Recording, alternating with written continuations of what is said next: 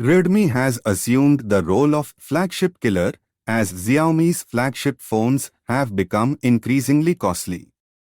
The K series, particularly the K60 Pro's design, is unremarkable and appears average. That's why we opted for the black version, which has a stitched texture resembling the Vivo X Note.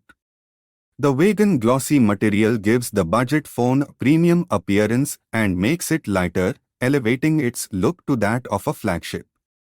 However, it's puzzling that the glossy option is only offered in the standard version and not in the Premier Pro version. The standard version features IR emitters and dual speakers on the top frame but lacks a headphone jack.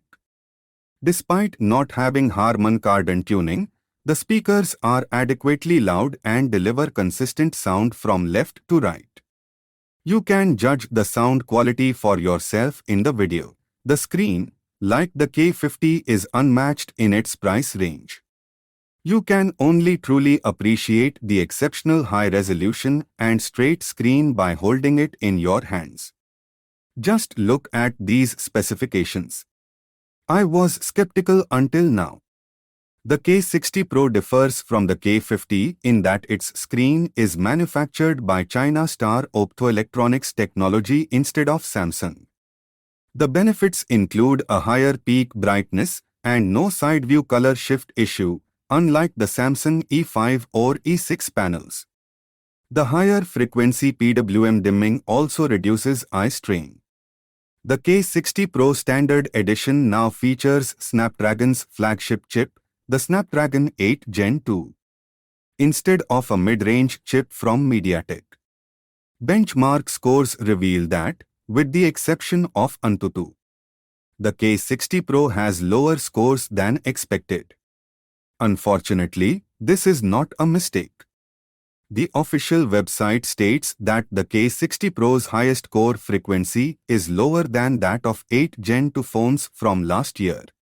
This lower frequency accounts for its lower scores and can be considered as the K60 Pro having an 8 Gen 2 processor rather than a regular 8 Gen 2. But don't be disheartened. The good news is that the gaming performance remains strong. The test results show that Genshin Impact performs similarly to normal 8 Gen 2 phones. While Redmi claims that the K60 Pro series has improved camera system, they are referring to the Pro version. The standard version still offers average camera performance. To summarize, the colors in most scenes are vibrant and have high contrast, with good clarity that doesn't blur even when zoomed to X in adequate lighting. The dynamic range of both lenses significantly improves with the night mode on. However, the ultra-wide-angle camera has reduced clarity at night, like other budget phones. The battery capacity and charging power is the same as last year's K50, both 67W and 5000 mAh.